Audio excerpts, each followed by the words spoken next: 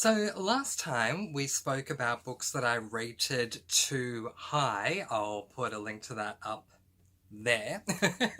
Today we're going to the opposite. So if you want to see Mr. Negative Francy, check out that video. But today you're going to see Positive Mr. Francy. These are the books that I ended up rating too low, that if I were to reread them, I think I would have given them a much higher rating. So let's get into the very first book. And the first book I'm going to talk to you guys about is The Replacement by Brenna Yovanov. This is actually the first book that I completed this year. So we're going all the way back to January with this one. And it's something that I've been thinking about pretty much since, I would say probably about March or April, that I would give this book a much higher rating than I did.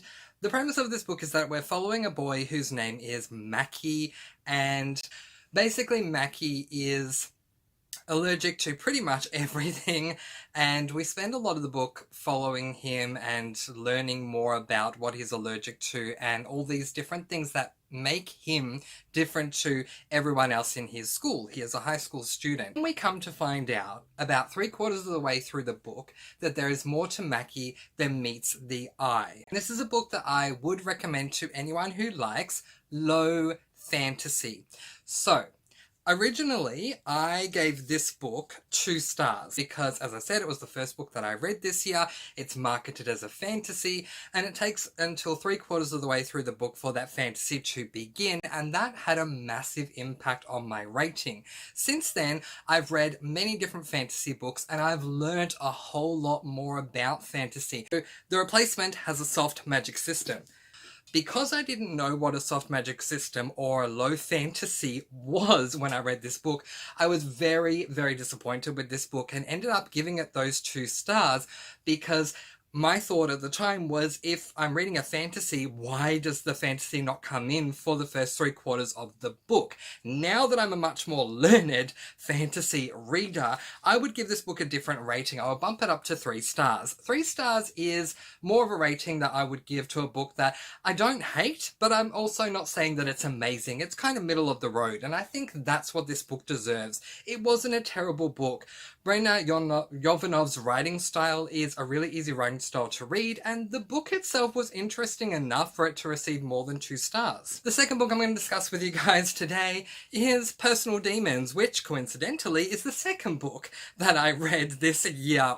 This book revolves around Franny Kavanagh, who is a human, and the leader of heaven and the leader of hell both want to tag her soul for their world because she is destined to become an integral part of a war that both heaven and hell will be involved in the future. And at the moment, she's not tagged for either side. So the leader of heaven sends down someone and the leader of hell sends up someone to try and tag her for one of their areas. This is a dual perspective book. We're following 2 characters. We follow the perspective of Franny, and we also follow the perspective of Luke, who is the representative that was sent up from hell.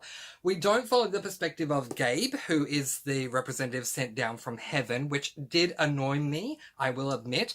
But I still think that this was a really good book. I really enjoyed Luke's perspective, and the way that this book ended really surprised me.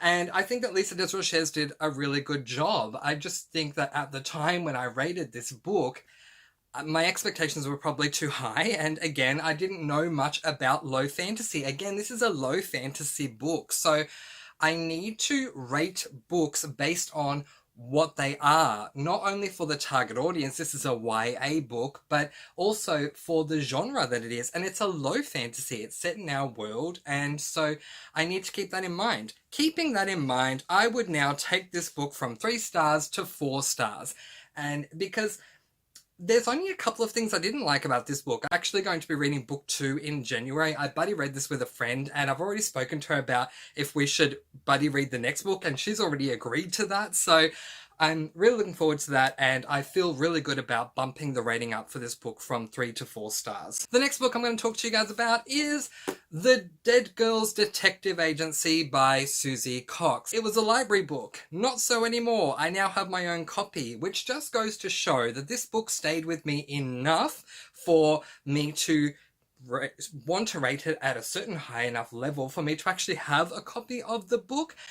The premise of this book is that it follows a girl whose name is Charlotte, who right at the beginning of the book, right at the beginning of chapter 1, so this is not a spoiler, she dies. She's pushed in front of a train. For a YA book, that's a bit graphic, but she's pushed in front of a train and she dies, and she is then taken on to this kind of limbo place. She's not in heaven or in hell, she's just in limbo, and she meets these girls who are part of the Dead Girls Detective Agency, who tell her that the only way to move on is to walk through a certain door that they have at this hotel where the book is set in, called the Hotel Atessa. But the only way to walk through the door is to find the key to the door because the door is locked, and the only way to get your key is to solve the mystery of who killed you and why they killed you. This book was a really good book, but I was incredibly harsh when it came to my wrap-up with this book, because there were certain things about this book that I did not appreciate, but that more came down to Susie Cox drops a ton of famous people, famous movies, famous songs, names all throughout the book, and I just had a major issue with that. But now looking back, I've read more books that do this, and it started to become a norm to me. I even, while I was doing the wrap-up with this book, was kind of questioning, can you actually do that? Is that legal? But yeah, apparently it is. So I don't think that should really affect the rating too much. So it definitely deserves, with all that in mind, a much higher rating. I gave this book 2 stars. It took me a little while to settle on what I would give it now, and I think as much as Goodreads does not allow you to give a 0.5, I still would. I would give this book 3.5 stars, because I think it's just above average. I think it's worth more than just the average 3-star mark. The next book, I'm sure, is going to make a lot of people out there very happy and feel like they have been justified, because that book is Stephen King's Pet Sematary. Now, originally I gave this book 2 stars, which again, I know a lot of people are going to be like, oh, Mr. Francy, how can you give Pet Sematary 2 stars? It's worth more than that. And objectively, I do agree. When I picked up this book originally, it was in March when I had decided to give genres I don't generally or typically read a go. The reason why I selected Pet Sematary was because I was looking for a horror that was going to freak me out and make me want to leave the light on all night in fear that I was going to fall asleep and have a nightmare. This book did not do that.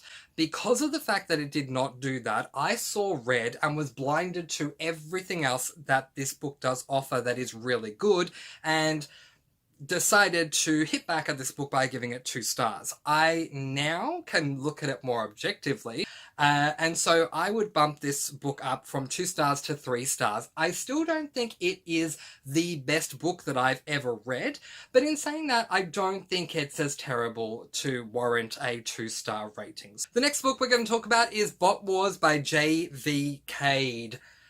Okay, I have a lot of love for this book, so when I saw the rating I gave this book, I was highly surprised. This is a middle grade sci-fi book, and it's the very first sci-fi that I have ever read, and I loved this book so much. So basically we are following a boy whose name is Aiden. Yes, I had to check because his name is Aiden, but in the book he is nicknamed Trout by everyone because that's his nickname and he loves that nickname. So I think of him as Trout and not as Aiden.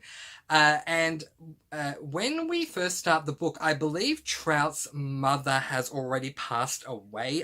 His father is missing. His father goes out to do some work and he doesn't come back home. So he is missing, presumed dead by some people, and Aiden doesn't believe that his father is dead and is willing to do whatever he can to try and find his father. His older brother, who is presumptively taking care of him because of this situation, does believe that his father is dead and is working many long hours just to try and make ends meet. So Aiden decides, you know what, I'm going to try and find my father.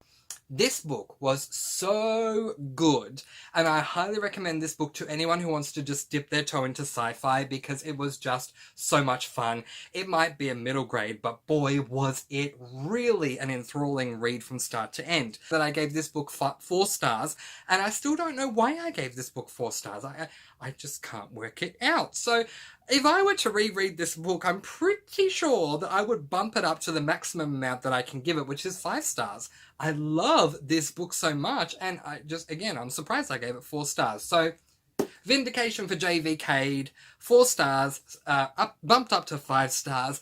Alright, now to Vindication for those historical fiction lovers out there. The Book Thief by Markus Zusak.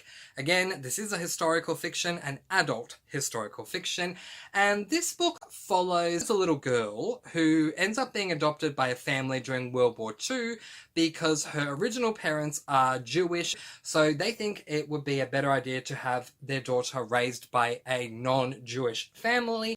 It's really not, and she has a really tough time there. But while she's there, the family ends up taking in another Jewish person, and she gets to learn things from him. I ended up coming out of this book and I gave it 2 stars because I don't like historical fiction, and I didn't enjoy the writing style, and I didn't enjoy most of this book. In saying that, though, there were things in this book that I absolutely loved, and I believe this book is a tome, and it's more than a tome, it's like a good 580 odd pages. Here's the thing, if this book were to be cut down to say 250 to 300 pages, taking out all the things that I didn't like, because there were things that were really good, but there were just other things that really hampered it, but I do feel it deserves more than 2 stars. I feel that this deserves more of the average rating of 3 stars. So, it's a book that I liked. I didn't love it, but I liked it. I didn't hate it. I liked it. So, 3 stars. The final book I'm going to talk about really surprised me when I saw the star rating for this one, because I don't get why I gave it this rating. I'm talking about my dear old Mr. Brandon Sanderson, who in my last video, I actually had a book of Brandon Sanderson's that I felt that I rated too high, and here's one that I feel like I rated too low. And that is Brandon Sanderson's young adult sci-fi book, Skyward, the first book in the Skyward series. This book is a really good book, and for some reason I gave this book 4 stars, and I'm still trying to work out why, because I pretty much loved everything that happened in this book. I don't know why I gave it 4 stars. I'm gonna have to go back to my monthly wrap and check out why I gave it that rating, but the premise of this book is that it follows a girl whose name is Spencer, that's spelled S-P-E-N-S-A. That's Smith, not Smith, dear. Spencer and her father are travelling in a spaceship because her father's job is to attack an alien life force that's trying to kill everyone in Spencer's world, known as the Krell. They sporadically start to attack while Spencer is out on this trip with her father, so her father drops her off and then heads out into the fight, and then he ends up dying. This is not a spoiler because it happens in chapter 1. The crew come back and not only tell Spencer and her mother that her father's dead, but they also proceed to tell Spencer and her mother that her father died a cowardly death, because he was a coward and he didn't do what he was meant to do. Because of this, Spencer very much looked down upon and treated very differently to everyone else who lives in this world. But Spencer really wants to follow in her father's footsteps. She loves the idea of getting a spaceship of her own and trying to attack the Krell like he did to protect her world. And so she goes on a journey to try and do just that. Will she succeed? Find out by reading this book. But I love this book and I don't know why I gave it 4 stars. It certainly deserves the full marks of 5 stars. So that's what I would give it if I were to reread this book. Skyward I really loved. But we're going to leave that there, and I'm going to let you guys go with peace, blessings, and so much love. I post videos every Tuesday, Thursday, Saturday, and Sunday. If you enjoyed this video, like, subscribe, hit the bell, all those good things, and I'll see you in the next one. Mwah! Thank you so much for watching, and happy reading! Bye guys! Bye!